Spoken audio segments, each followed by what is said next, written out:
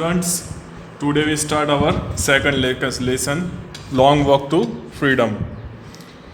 Before we start this lesson, we need to understand the summary of the lesson. So we start our second lesson. South Africa remained under the British rule for more than 3 centuries. Means दक्षिण Africa 3 शताब्दियों तक 3 शताब्दी से भी अधिक समय तक अंग्रेजी शासन के अधीन रहा. Since 1948, a very cruel policy of apartheid was followed by the white rulers. Means के 1948 से गोरे शासनों द्वारा रंग भेद की क्रूर नीति, क्रूअल मीन्स क्रूर नीति अपनाई जाने लगी. According to this policy, white and non-white people were kept separate from each other.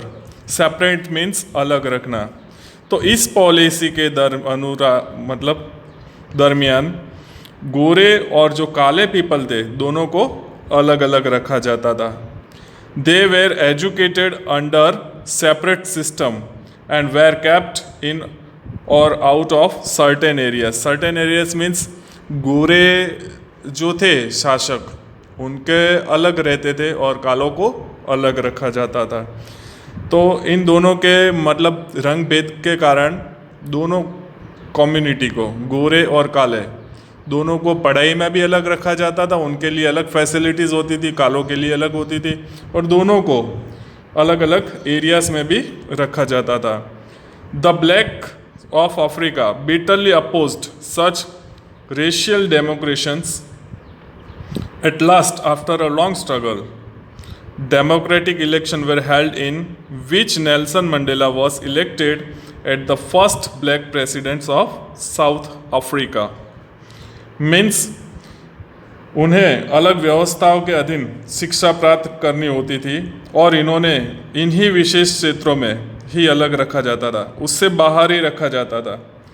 Africa के काले लोग ऐसे जाति भेद से सख्त घृणा करने लगे.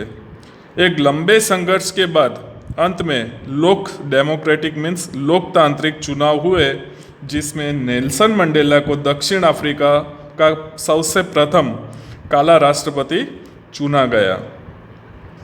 On 10th 1994 Mandela was sworn means शपथ लेना in as the president, and there were wild jubilations among the blacks of country. Means के 10 मई 1994 को मंडेला को राष्ट्रपति के रूप में शपथ दिलाई गई और इस अवसर पर देश से काले लोगों के बीच जोश और खुशियां मनाई गई. इन दिस लेसन, तो हम जो लेसन पढ़ रहे हैं उस लेसन के अंदर Mandela recalls briefly how this day was celebrated and what his feelings were at the time of those celebrations. तो इस लेसन के अंदर हमें संक्षेप में बताया गया है कि उस दिन पर खुशियां मनाई गई थी और उन खुशियों के समय उसकी क्या भावनाएं थी. The whole history of the South Africa struggles and also history of his own life came alive before his imaginations. वह उन हजारों दक्षिण अफ्रीकी देशभक्तों को श्रद्धांजलि भेंट करता है जो इन्होंने स्ट्रगल किया था काले और गोरों का जो भेदभाव था उनके विरुद्ध में. तो जो भी देशभक्त थे काले थे उनके, तो उनको श्रद्धांजलि भेंट करता है जिन्होंने अपार दुख सहकर भी और स्वतंत्रता के लक्ष्य के लिए अपने प्राणों की आहुति दी थी उस दिनों में. He pays a tribute to thousands of South African patriots. Patriots means देशभक्त who suffered endlessly and sacrificed their lives for the cause of freedom. He calls himself merely the sum of all those patriots who have gone before him. वह स्वयं को उन सभी देशभक्तों का मात्र एक योगफल मानता है जो कि उनके लक्ष्य के लिए अपने प्राणों की आहुति दे दी और जो पहले रह चुके थे देशभक्त उनको भी लिए वो उनका एक योगफल मानता है. In spite of those sacrifices, उन सारे बलिदानों के बावजूद Mandela bears no ill will against the whites. तो मंडेला के मन में गोरों के प्रति कोई दुर्भावना नहीं थी। इल विल मीन्स दुर्भावना। He says that the oppressor is much prisoners as the oppressed. वह कहता है कि अत्याचारी, अप्रेसर मीन्स अत्याचारी व्यक्ति भी उतना ही एक प्रकार का कैदी होता है जितना कि वह व्यक्ति पर अत्याचार किया गया। जिस व्यक्ति के ऊपर अत्याचार करते हैं तो वो एक प्रकार का कैदी ही होता है। उसकी भावना ऐसी होती है कि दूसरों को कष्ट पहुंचाए, तो वो भी उतना ही अत्याचारी है। The oppressor remains changed to hatred. अत्याचारी व्यक्ति घृणा की जंजीरों से बंधा रहता है। चेंज्ड टू हैट्रेड उसको बोलते हैं। ऑन द अदर हैंड, इसके विपरीत, the oppressed one gains heights in character in proportion of the depth of torture is subjected to. अत्याचार सहने करने वाले पर, टॉर्चर मीन्स अत्याचार सहना वाला भी उस पर ढाए गए अत्याचारों की अधिकता के अनुपात में उसके चरित्र में उठ जाता है, क्योंकि वो अत्याचार सहता है, और अत्याचार सहते जैसे उसका जो कैरेक्टर है वो और भी उसका ऊपर हो जाता है। जिन्होंने अत्याचार सहा है उसका कैरेक्टर वैसे ही ऊंचा हो जाता है। जो अत्याचारी होता है उसका कैरेक्टर हमेशा नीचा रहता है।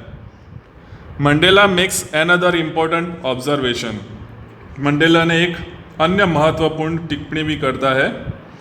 ही says that courage is not the absence of fear but the Triumph over fear. वह कहता है कि करेज मीन्स साहस का अर्थ डर का अभाव नहीं है, बल्कि उसका डर पर विजय पाना होता है।